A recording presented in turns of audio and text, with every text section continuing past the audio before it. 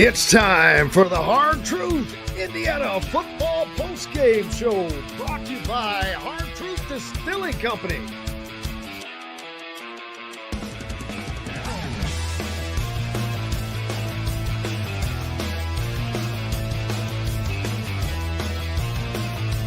Now, here's Coach Shannon Griffith and Jim Coyle.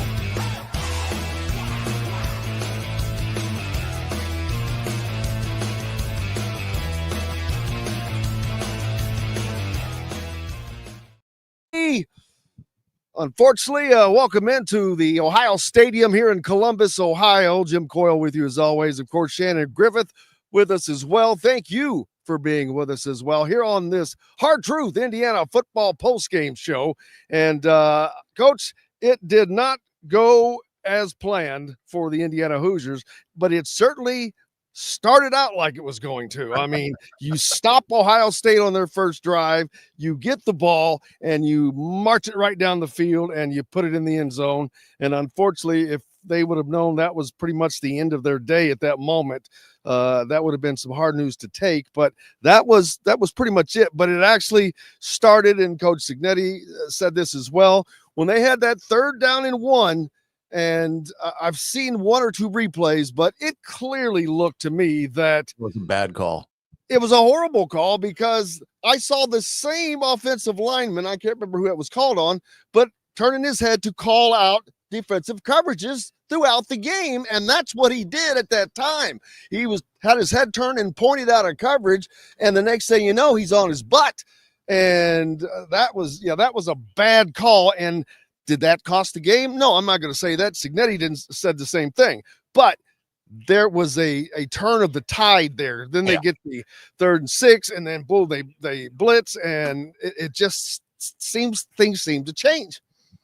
Well, they called that on Bamba. Now that they may have changed it, but Bamba was lined up as the left tight end, and the play had already progressed for the defensive lineman of Ohio State, had already knocked the guard on his fanny. And that's when Bamba moved. Now, that's what they said on TV, and that was what came out of the microphone of the official. So I'm going by that and that alone, but that was a bad call in the game. And I agree, it's not what cost them the game. I said it was a starting point, though. It was a significant call in a ball game that every call ultimately gets magnified, no matter how you look at it. Now, I said this before, and I'll say it again until I'm on the deathbed. When you have 2 close teams equally matched, special teams and turnover margin ultimately find their way in deciding a football game. And today, Indiana had something happen to them that they had not have had happen to them all year. A muff snap by the kicker and a 75-yard punt return for touchdown. When those 2 things happen, it is an uphill battle from that point forward of trying to A, get back in a game, and B, winning a game. It's just too difficult to overcome. And Indiana has been on the other side of that for the better part of the year, and a little stunned by the fact of that. The other thing I'll say is Ohio State's defense, damn good defense. But I want to say this for the IU defense. They didn't just let Ohio State march up and down the field. Quite honestly, outside of the big run there towards the end of the game, Ohio State only had 75 yards rushing on the day. So it wasn't like they were kicking IU's fanny up and down. They had 316 total yards of offense. Right. Now compare that to Indiana, and that's going to be a big difference. But Ohio State, the team that is the betting favorite to win the national title, that's a pretty good day. Yeah, when you go into an opponent's den like Ohio State Stadium, and you're there to upset the third ranked team in the country, you've got already a couple things against you. Now, what I will say about Indiana's offense, and I will say this because I've said it for 2 weeks, they have got away from some of their creativity as an offense that has made them very vanilla the last 3 weeks. And I will say that from my observation is that Ohio State Indiana didn't even try any RPOs that I could discern on TV. Number one. Number two, they did have some success running the ball, but then they ultimately would abandon it. I mean, you're 3rd and 1 on one play and you throw the football where you had been getting 7 or 8 yards on the first 2 plays. You got to stick with the run a little bit more than what they did today. And then the second thing that was a big problem for them was protection. There were either a lot of big mistakes in their pass protections today, or they just didn't prepare well enough for what Ohio State was bringing. Because I think it was more of the latter, because someone asked Coach Sig in the presser, what did you see? You haven't watched film of this game yet, but what do you think you saw that you didn't see going in? He goes, nothing we didn't see on film. Mm-hmm. Against.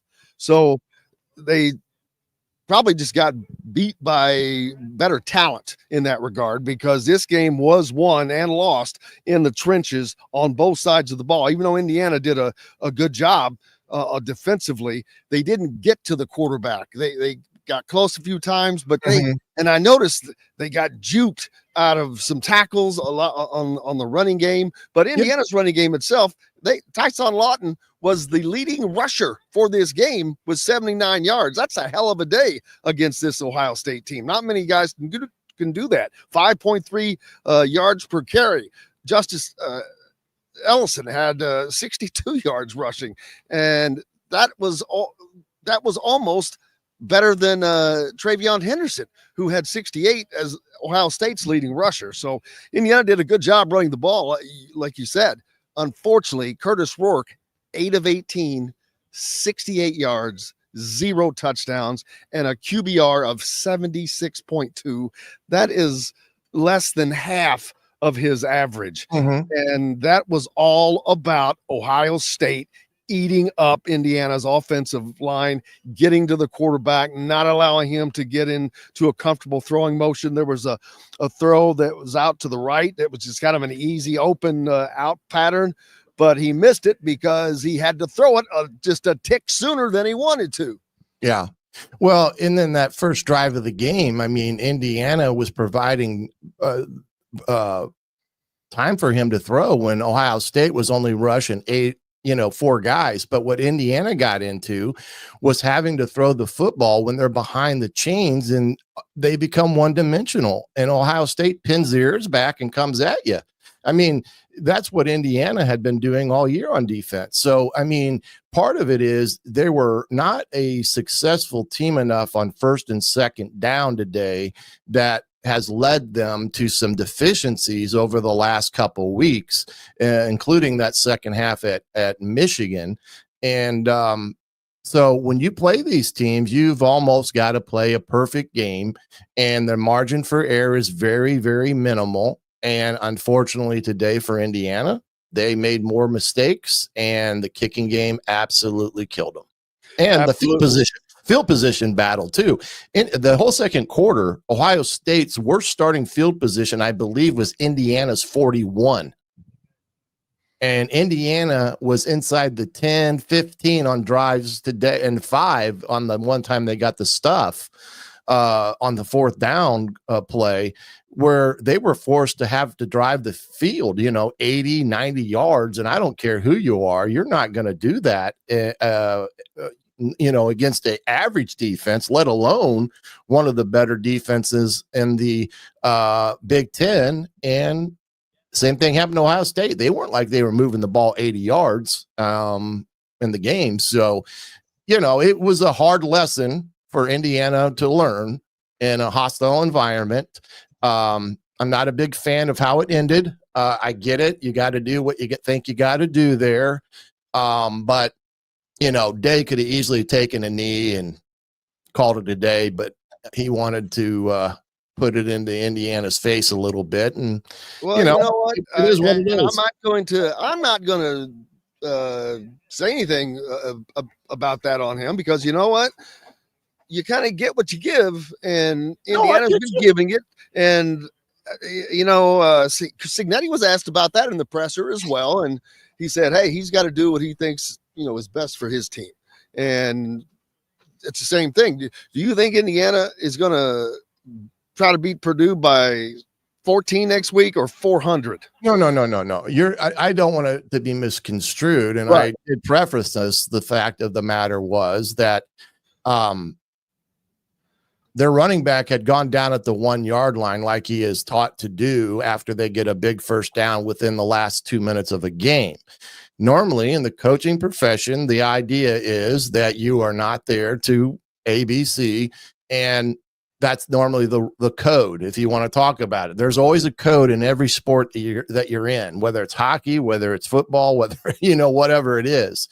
So, and I agree. Yeah. I mean, you live by the sword, you die by the sword in some of those respects. And that ultimately is what happened there, but it had nothing to do with the outcome. The game was totally in hand in that regard. And, I think Ohio State's a really good football team, really good defense. Offense, Howard was unbelievable today. I mean, he at one point was 14 of 14, and he finished 22 of 26. Well, he had all day long to throw the ball. There was not the pressure. Indiana has not put the pressure on the quarterback. Well, they didn't in this game, which they have done so much. So yeah, this was the first game. But again, we're talking about a team that is the betting favorite to win the national championship, people. So this is not, Northwestern or Maryland or just any other Big Ten team we're talking about here. But Indiana has to be able to play with those kinds of teams if they're going to go into the college football playoffs in a month and play, because that's who you will be playing, that caliber team, because they're going to be traveling now. Wherever they land in the college football playoffs, it will be to travel to someplace. They will be in that Final Four that is going to play a road game someplace. No, I don't think there's any. And before I go on, Fred, I love having you on because I've never seen you on here before, and we greatly appreciate you. But no, we will not be talking about Mike Woodson today. It's been a rough enough day without that. Yeah. Well, here's the funny, not a funny thing, but for today, Indiana was 6 of 14 on third downs, which is actually pretty darn good on a day like this. So it just goes to show you how big of a day it is when you give up special team miscues that lead to 14 points. And I'm not going to sit here and belabor a point, but if you want to know how this game was won by Ohio State outside of some of the defensive play by Ohio State, especially in their front four, it's called talent. Yeah. And the bottom line is you just can't give a team like Ohio State 14 points. I mean, that ball game should have gone at halftime 7-7, and Indiana has the first, drive of the third quarter. Actually, they should not have allowed that first touchdown. They had them, third and 1,000? Yeah, that was a big one. I've got all I'm not going to show them, but they were backed up. It was 3rd and 35. 3rd and 25. Yep. They allowed Ohio State to amass 49 yards on 2 plays. Yep. And you just can't do it. If they just hold serve, not only do you keep them out of the end zone, you're going to wind up with decent field position, because they were not in field goal position. They would have had to punt unless they got it down. You're going to come back out. Plus, you're going to have the ball and not having let them score. Now, they did a hell of a job. They had a 4th and 1 down here on the goal line right behind me and stopped them earlier in the game. Man, I thought that was a huge moment, but unfortunately it wouldn't last. And the interception as well down there after the sack fumble. I believe that Curtis had there on a 3rd and long, and he got hit from behind. So yeah, there's always going to be that razor thin margin you're going to go to and watch. And hey, just like Indiana's won 10 games in a row, there was always that 1 or 2, 3 plays in a game that flipped it and made it in your advantage. And today was an example of Ohio State flipping it and having those plays go for them rather than IU having them go for them. And that's just, that's football. And, but hey, look, this Indiana team, has nothing to hang their head on. Did they play like they wanted to play today? No. Do they have a way to finish up the year on the right side of the coin? Absolutely. And I do believe, like you, they still will be in the college football playoffs as long as they take care of business next week. And I see a lot of people are already jumping off the ship, man. The rats jumping off the ship everywhere. You guys got to hold tight, man. This Indiana team has done a lot of good things all year long. They got beat, and it was not a close game, but they just lost to the team that's probably going to win the national championship. That carries a lot of weight. And you mentioned Ole Miss getting beat. I just think that they're going to stay in there. Partly, they're in the Big Ten. The Big Ten carries some weight too. So I think that they are going to stay in, but they're going to have to pick up the pace if they're going to play at this level. No question. And the thing is that a one loss to a number 3 ranked team in their own house, given the facts of the 14 points that Indiana surrendered, coupled with how Indiana's defense really played today in some respects, I don't think puts them outside looking in my opinion, because they got beat by a team that was ranked 3rd in the country. I mean, Ole Miss gets beat by a team that was 5-5 today at Florida. And you're going to hear people talking about how difficult it's to go win at Florida. Well, yeah, every team you go on the road to play is going to be difficult. But anyway, we started the season talking about Indiana having a path to 7-8 wins in our mind. And we knew that it was going to be uphill sledding against Michigan and Ohio State. They're 1-1 against both of those teams. I don't think anybody at that time, if they told us that story, that you're going to be 10-1 heading into your last game of the year and your only loss was to Ohio State, we would have all been jumping for joy for that setup. Now, Kurt Cignetti's changed the table and the expectation. So is it okay to hurt and feel like you got kicked in the Absolutely. 24-hour rule. Tomorrow's a new day. The sun will rise in the east, and it's Purdue week, and it's bucket time. And let's face facts. Boilermakers have a couple of them coming to them. Absolutely. And it will be interesting to see what happens with Indiana on Tuesday as far as where they drop to. Of course, they're going to drop. But like I said, I think they just go ahead and put them in that lower section where they probably need to be at least 10th or higher. I think you don't want to be in the last two where you get bumped. Yeah, right. Out. So they're 5th. I don't see them dropping more than 5 spots. I don't think so. But again, you know what? It's not in the control of their hands anymore. That was lost at 38-15 today. So the thing is, they can only control the controllables now. And is to go out, finish the year and be 11-1, let the chips fall where they may, and see where the football gods ultimately place them in 2 weeks. Cause there's a lot of things that are going to happen between now and the end of the year. And we've already seen it some today, especially with Ole Miss, I believe was ranked 7th or 8th in the country. So I don't think Indiana. Hey, when you're done, read off a couple of stats. I got to go grab this and I'll be right back. Okay, buddy. All righty. Well, statistic wise, again, we've already talked about Will Howard's day. 22 of 26, 201 yards, 2 TDs, 1 interception. That was a tip ball, but he did complete 85% of his passes. And you got to give the kid credit because, he did a heck of a job today leading an Ohio State offense with an offensive line that was missing 2 of their most important starters lost for the season. So they were playing with a makeshift offensive line. And then running the ball, they had 29 attempts for 115 yards on the ground, albeit 20 of those came on the Travion Henderson's run there at the end of the game. So from that standpoint, they averaged about 3.5 yards a carry, which is pretty darn good for the IU defense. And then As far as Ohio State's receivers go, Mbuka had 7 receptions, 80 yards for 1 touchdown. He had 7 targets. Carnell Tate, who's come on the last couple of weeks, he had 4 receptions, 68 yards, the big one on the 4th and 10 that kept the drive going for Ohio State there in the first half. Jeremiah Smith, the one that we all thought would be targeted more and was the big play threat for Ohio State, only 3 catches for 34 yards. His long was 13.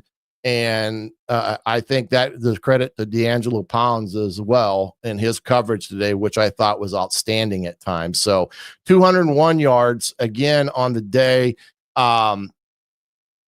Indiana had 3 tackle for losses for 10 yards.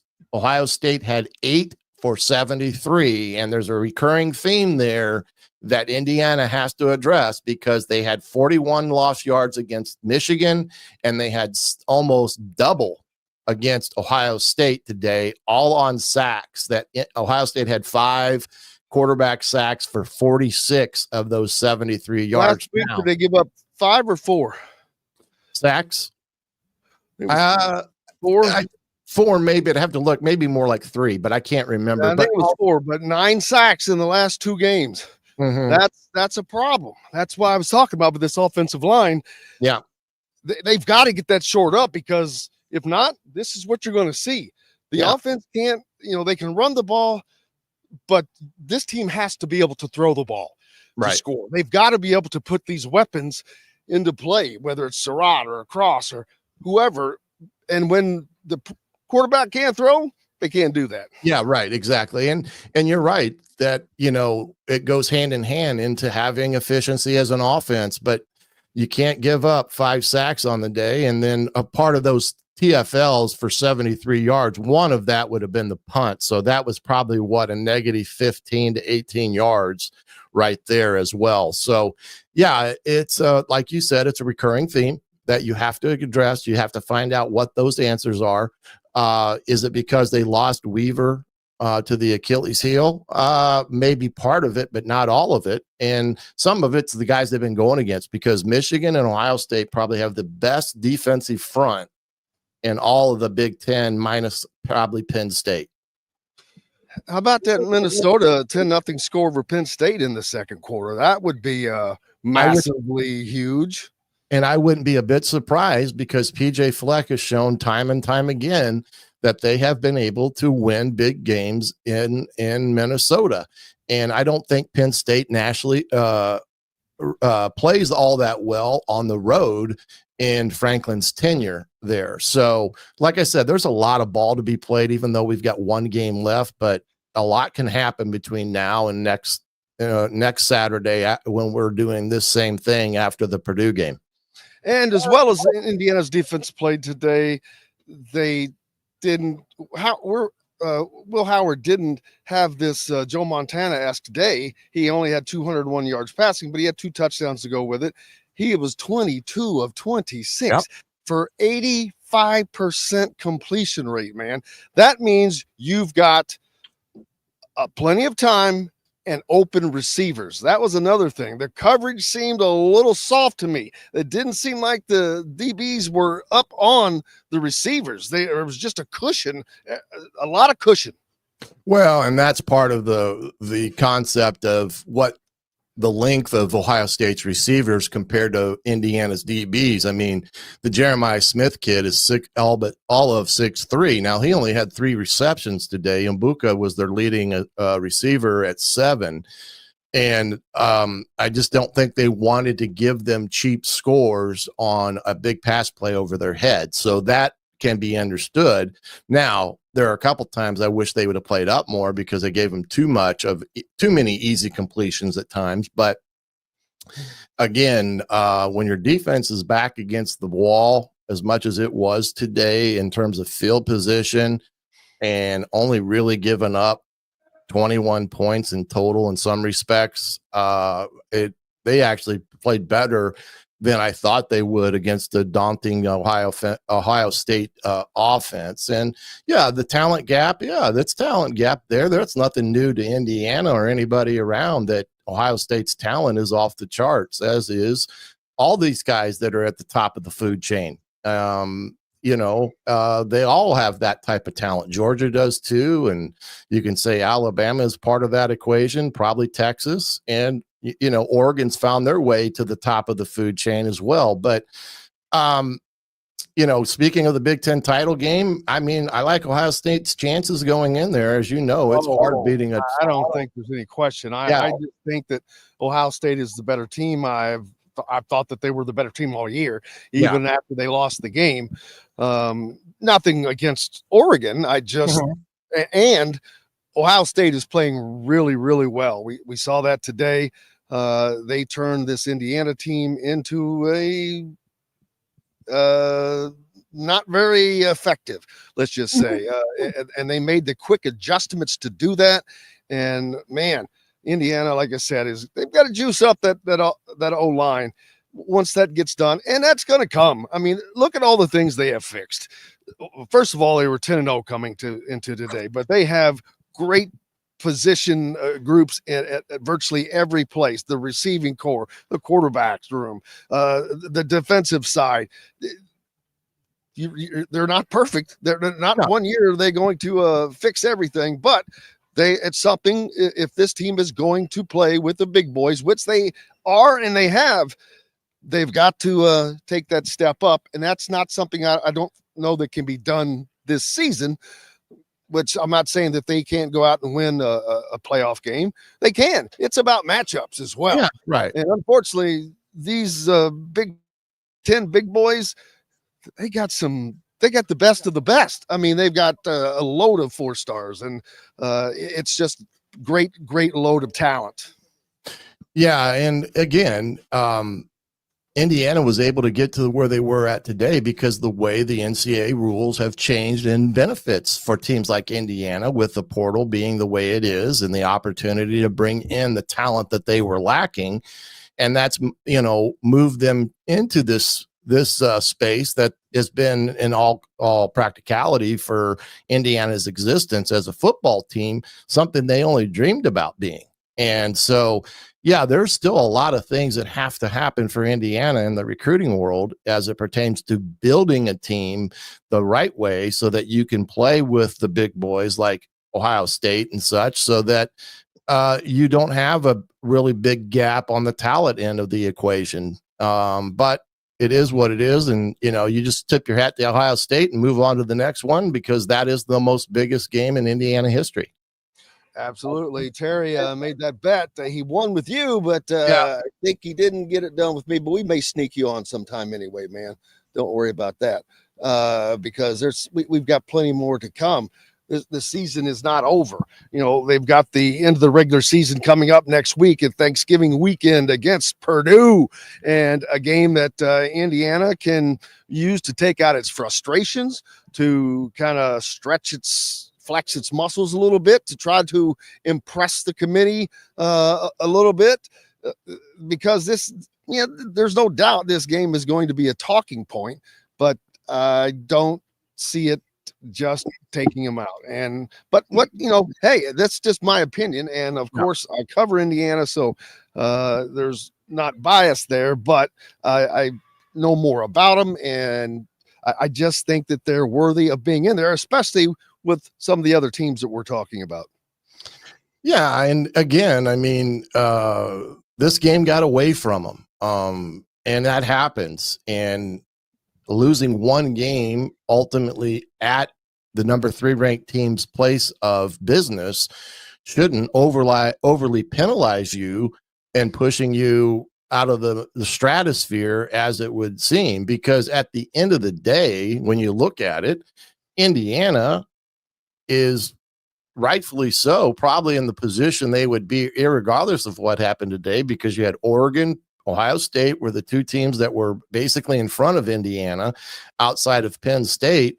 So again, I just, like you, Jim, I just feel like they've done enough to impress upon those that are coaching this game, or in this case, the committee, to look at the body of work in total and at least acknowledge that they were up against the wall going into Ohio State today, and it wasn't a 60 7 ball game. It was a lot closer than the final score indicates because Indiana, it was more like a 31-15 score, I guess you could say. But I don't think Ohio State would say that they, dropped 60 on them or 70 on them. They won a game where they controlled the line of scrimmage and got 14 points off of special teams, and that's what good teams do. And today, Indiana had happened to them what they had done for the previous 9-10 weeks. Absolutely, and just hope that they can continue to get better as they go forward and shoring up the issues. It's all they can do.